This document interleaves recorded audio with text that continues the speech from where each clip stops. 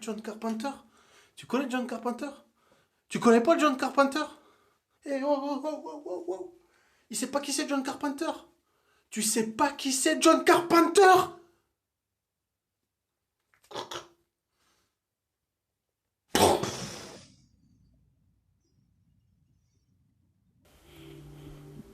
C'est pas un vrai, regarde, c'est mes doigts. Tu vois? N'aie pas peur. Hop, ça y est, volé. Merci d'être là, de me regarder. Donc, tu es sur la chaîne de Mister Audi, une unième vidéo. Aujourd'hui, on va parler, vous l'aurez compris avec l'intro, de Sir Big John. Donc, John Carpenter, un réalisateur incontournable quand on parle de cinéma d'horreur. Donc, c'était pour moi inconcevable de ne pas en parler. D'ailleurs, je lui dédie 3 vidéos. Celle que tu es en train de regarder. Donc, il y aura, dans une première partie de cette vidéo, une vidéo explicative sur qui est le bonhomme. Et dans un deuxième temps, à quoi on reconnaît un film de John Carpenter. Une deuxième vidéo qui sortira la semaine prochaine, qui est un court-métrage que je lui dédie. Et une troisième vidéo qui abordera 2 de ses films. Tu es prêt? On y va? John Carpenter, c'est parti.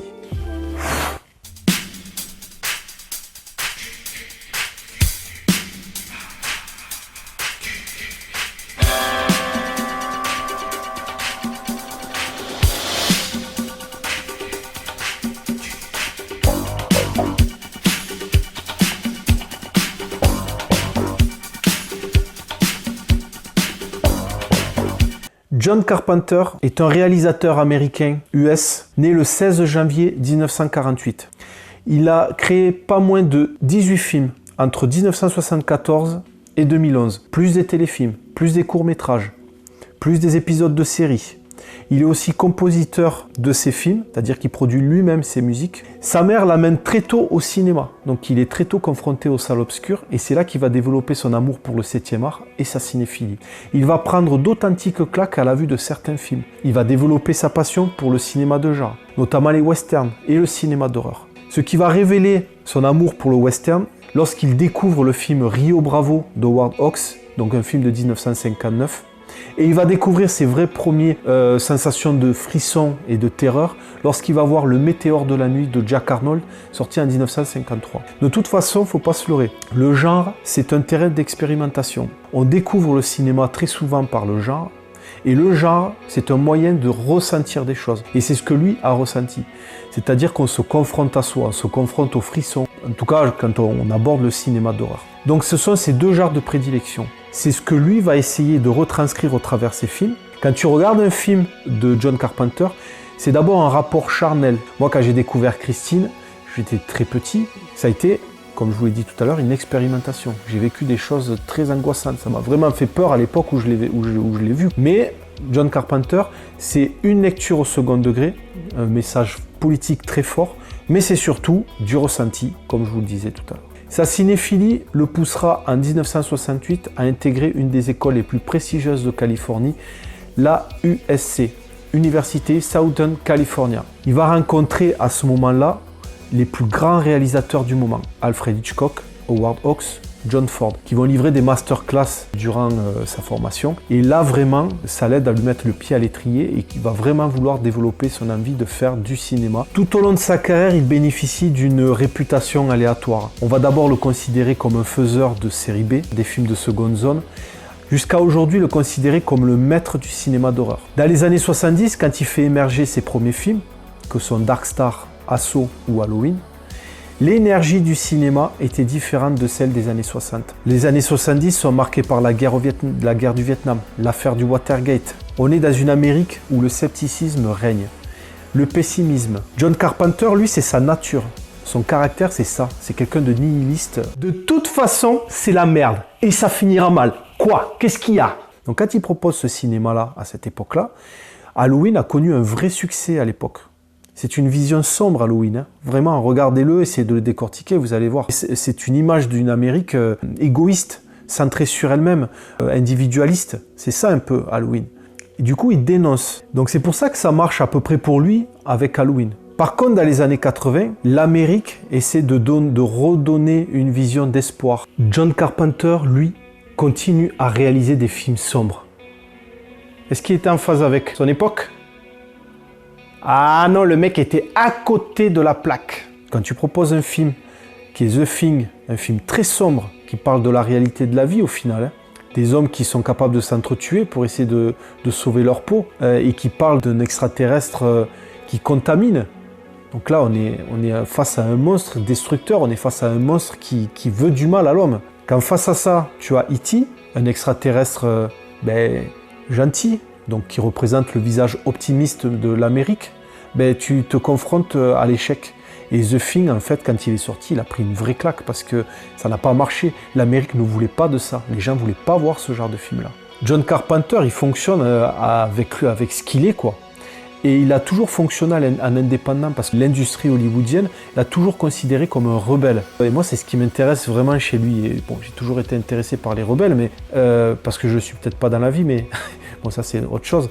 Mais ce que je veux dire, c'est que c'est intéressant de voir à quel point il a été capable de leur brandir le majeur, quoi, au major. Je sors. À quoi on reconnaît un film de John Carpenter ? Je sais ? Non ? Bon, je vais te donner 2-3 indications. Moi, ce qui m'intéresse vraiment, c'est la manière dont il traite la figure du monstre, le mal. C'est une espèce de mal abstrait, métaphysique, qui infiltre et contamine, on va dire, un quotidien banal d'individus ou en somme d'une communauté. Donc c'est un mal innommable, indicible. Il aime beaucoup la littérature fantastique de Lovecraft et c'est exactement ce qu'il propose. C'est-à-dire qu'on est face à un monstre dont il n'explique jamais l'origine. On ne sait jamais d'où elle provient. Lui, il croit vraiment à un mal absolu pour le coup. Donc John Carpenter, il a une manière bien singulière de traiter la figure du monstre, qui est vraiment différente de la manière dont on le traite à cette période-là, notamment les autres réalisateurs, que ce soit Tobe Hooper, Wes Craven, William Friedkin. Eux envisagent le monstre comme métaphore qui émanerait des problèmes de société. Pour vous donner un exemple, prenez Massacre à la tronçonneuse de Tobe Hooper, sorti en 1974. On pourrait presque comprendre les motivations de cette famille d'assassins et de dégénérés à vouloir tuer. Parce que cette famille-là a subi, on va dire, les problématiques de la Grande Dépression, le chômage de masse, l'exode rural. Donc du coup, c'est des motivations qui arrivera presque à se comprendre. Le zombie chez Romero, c'est ni plus ni moins qu'une image métaphorique pour dénoncer la société de consommation, la relation entre l'homme blanc et l'homme noir, etc. Ce qui intéresse au final John Carpenter, et c'est ce que je trouve intéressant, c'est la manière dont vont s'organiser les humains, la communauté, pour se défendre face à cette menace, face au monstre, et comment ils vont recueillir ça. Donc c'est ça qui est intéressant, c'est les comportements des humains qu'il interroge quand il introduit la figure du monstre. Et ça ni plus ni moins que cette fonction-là, le cinéma d'horreur. L'intrusion du fantastique, de l'horreur, pour interroger l'identité du réel. Au final, le monstre est politique. Donc chez Carpenter, les fins sont très ouvertes. On se pose toujours la question de savoir si le mal est vaincu. Prenez la fin de Halloween, The Thing, Christine, Fog. Donc tous ces films-là, on se demande toujours, est-ce que le mal est vaincu ? On s'interroge sur le fait, est-ce que les humains ont gagné du coup ? L'humain, à la fin, il finit souvent par être déglingué, quoi, tout simplement. Des éléments que j'aime bien dans le cinéma de Carpenter, en tout cas, on le reconnaît dans Halloween, c'est son utilisation du travelling.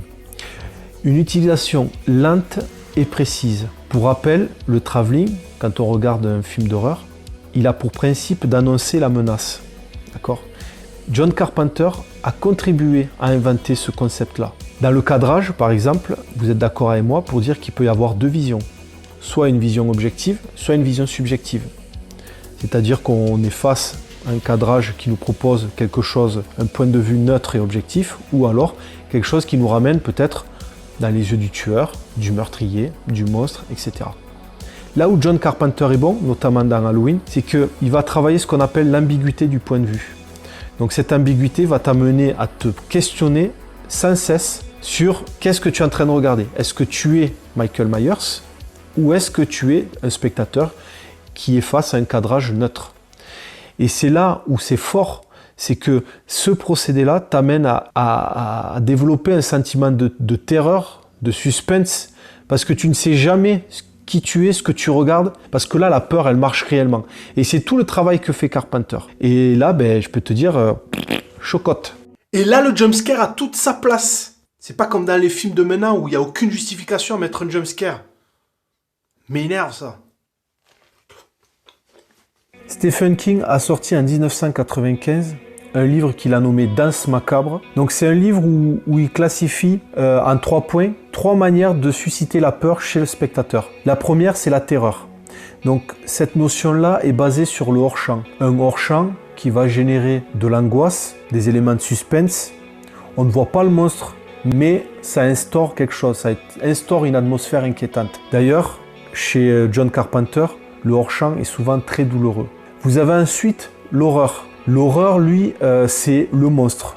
On est face à quelque chose, un motif dangereux. John Carpenter adore ça, adore montrer le monstre. Dans The Thing, par exemple, il est très présent à l'image. Vous avez ensuite ce qu'on appelle la révulsion. La révulsion, c'est le détail. On va voir des boyaux, on va voir une tête coupée, on va voir un bras coupé. John Carpenter, il a réalisé en 2005, je crois, un téléfilm qu'il appelait La fin absolue du monde. La fin est absolument dégueulasse. John Carpenter joue sur ces 3 points et il s'en amuse. On reconnaît aussi un film de John Carpenter à sa musique. Des nappes de musique au synthé, minimaliste, et je pense même que ça a influencé la scène électro d'après. Alors voilà, on a essayé de faire le tour un petit peu. Mais tu sais, parler de John Carpenter, il faudrait prendre tous ses films et les décortiquer. Enfin, c'est un truc de dingue, quoi. En tout cas, j'espère que tu as aimé cette vidéo. Pour vous dire, je me suis pas mal inspiré donc, de cet ouvrage-là pour vous en parler. Donc, c'est Mythes et masques, les fantômes de John Carpenter. Ça a été écrit par Jean-Baptiste Thoré et Luc Lagier. Mais en tout cas, c'est un ouvrage de référence qui parle très bien de John Carpenter. Donc, c'est très détaillé, c'est très fourni. C'est descriptif, vraiment, des fois même c'est assez lourd à digérer. Après il suffit de voir ces films. J'espère que cette vidéo vous a plu, j'espère qu'elle vous a donné l'envie de découvrir John Carpenter, en tout cas pour ceux qui ne le connaissent pas. Donc cette dernière partie de la vidéo qui était à quoi on reconnaît un film de John Carpenter, je me suis amusé à retranscrire ça dans le court-métrage que vous allez voir la semaine prochaine, à essayer d'y intégrer tout ce que je vous ai expliqué. D'ailleurs, je tiens à faire une petite dédicace à ma petite équipe qui m'a aidé et qui me suit dans mes délires. En tout cas, merci pour eux. Merci à vous, je vous souhaite une bonne soirée, au revoir.